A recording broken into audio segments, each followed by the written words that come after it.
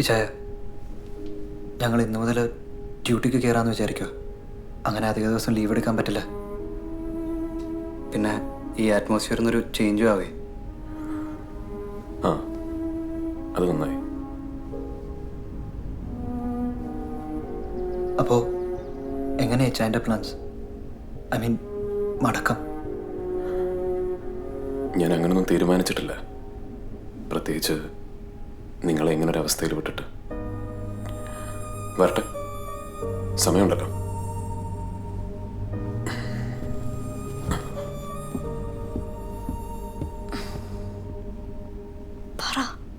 ഇതിൽ കൂടുതൽ എങ്ങനെ?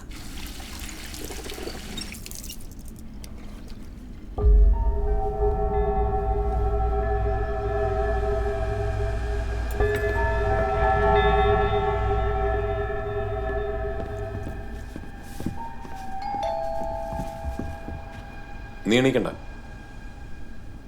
ഞാൻ നോക്കാം.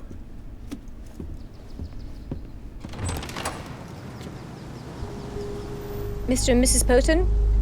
Please be seated.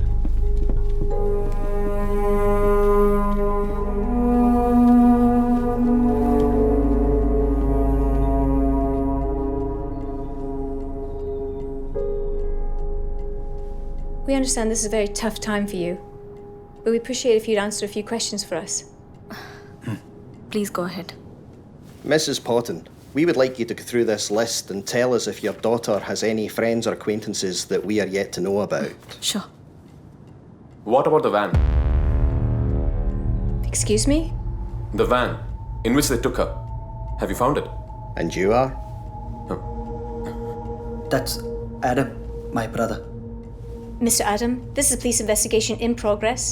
We will let you know as soon as we know the whereabouts of the vehicle. Is that a no, man? ഇച്ചായ, please, I'm sorry. നീ എന്തിനാ നീ പേടിക്കുന്നത്? സംഭവം നടന്ന് ഇത്രയും ദിവസമായിട്ടും ഇവരിപ്പോഴും 7 വയസ്സുള്ള കുഞ്ഞിന്റെ കൂട്ടുകാരെ അന്വേഷിച്ച് നടക്കുക. You still haven't answered my question. Right.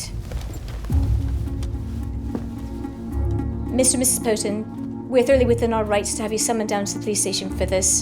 Thought we played the Good Samaritan, but obviously, this isn't working out well.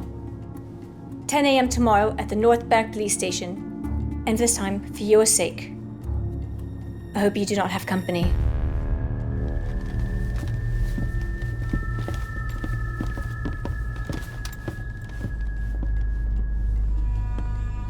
ഇച്ചായൻ അവരോട് ഈ പെരുമാറി തൊട്ടും ശരിയായില്ല. നാളെ ഞങ്ങളാ ഇതിന്റെ പേര് ബുദ്ധിമുട്ടാൻ പോകുന്നത്. എടാ, നീ കേട്ടില്ലേ അവർ ഓരോ ചോദ്യങ്ങള്? അവരിപ്പോഴും കുഞ്ഞിന്റെ ഇച്ചായന്റെ തോന്നല.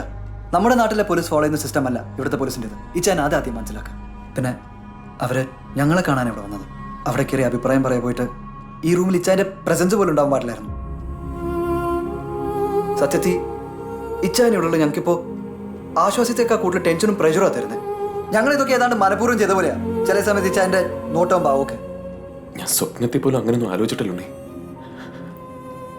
പിന്നെ എന്റെ ഭാഗത്തു നിങ്ങൾക്ക് എപ്പോഴേലും അങ്ങനെ ഫീൽ ചെയ്തിട്ടുണ്ട്?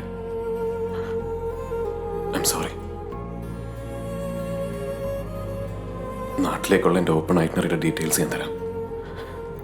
അവൈലബിൾ ആയിട്ടുള്ള ഏറ്റവും അടുത്ത ഡേറ്റിന് നീ എൻ്റെ റിട്ടേൺ ടിക്കറ്റ് ബുക്ക് ചെയ്തോ. ഞാൻ തിരിച്ചു പോയിക്കോളാം.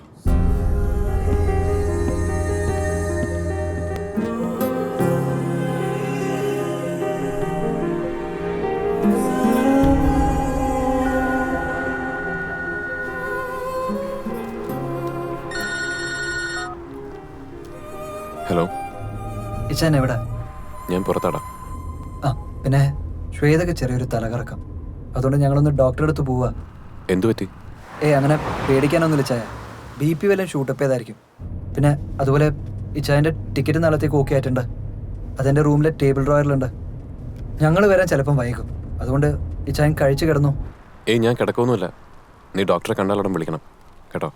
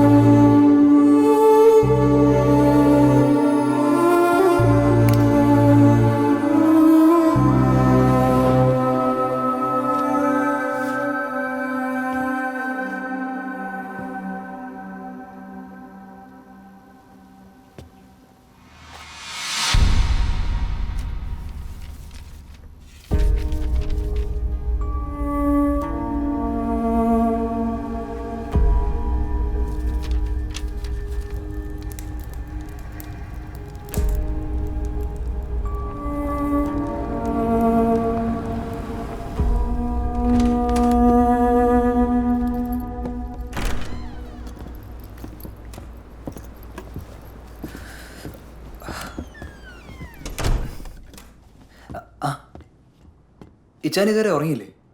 ഇല്ല. നീ എന്താ വിളിക്കാഞ്ഞ്?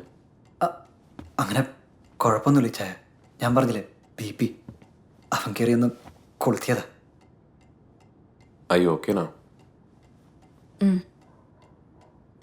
എന്നാ ഇച്ചാൻ പോയി കിടന്നു. ടിക്കറ്റ് കണ്ടല്ലേ? നാളെ രാവിലെ 10 മണിക്ക് ഗ്ലാസ്ഗോയിൽ നിന്നാണ് ഫ്ലൈറ്റ്. ഒരു 6 മണിക്കേലും ഇറങ്ങണം. Good night.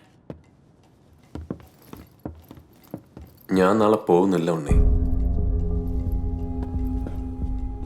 എനിക്കറിയണം ഇലയ്ക്ക് എന്താ സംഭവിച്ചതെന്ന്. നമ്മുടെ അമ്മച്ചി ആര് എന്തിനു കൊന്നുവന്ന്. അതിപ്പോ ഇച്ചായനെ മാത്രമല്ലല്ലോ, നമുക്ക് എല്ലാവർക്കും അറിയേണ്ട കാര്യങ്ങളാണ്. പിന്നെ ഞാൻ പറഞ്ഞല്ലോ, ഇവിടുത്തെ പോലീസ് ഫോഴ്സ് വളരെ ഇൻ്റലിജൻറ്റാണ്. എത്രയും പെട്ടെന്ന് അവർക്കിതെല്ലാം കണ്ടെത്താൻ കഴിയുന്ന എൻ്റെ പ്രതീക്ഷ. ആയിക്കോട്ടെ, വളരെ നല്ലത്. എൻ്റെ ഒരു സമാധാനത്തിന് അങ്ങനെ എന്തെങ്കിലും കണ്ടെത്തുന്നവരെ ഞാൻ ഈ നാട്ടിൽ തുടരാൻ തീരുമാനിച്ചു. പിന്നെ നിങ്ങൾക്ക് എൻ്റെ പ്രസൻസ് എന്ന പോലെ അമ്മച്ചിയുടെ ഇളയുടെ ഓർമ്മകളുള്ള ഈ വീട്ടിൽ കഴിയുന്ന എനിക്കൊരു വീർപ്പുമുട്ടല. അതുകൊണ്ട് നാളെ മുതൽ ഞാൻ ഇവിടുന്ന് പുറത്തോട്ടോട്ടിലും ഷിഫ്റ്റ് ചെയ്യാമെന്ന് വിചാരിക്കുക. ഇച്ചാൻ എന്തൊക്കെയായി പറയുന്നേ? അതുകൊണ്ട് എനിക്കിതുവരെ മനസ്സിലായില്ലേ? ഇച്ചായൻ എന്തൊക്കെയോ മനസ്സിൽ വെച്ചോണ്ടാ ഈ സംസാരിക്കുന്നത്.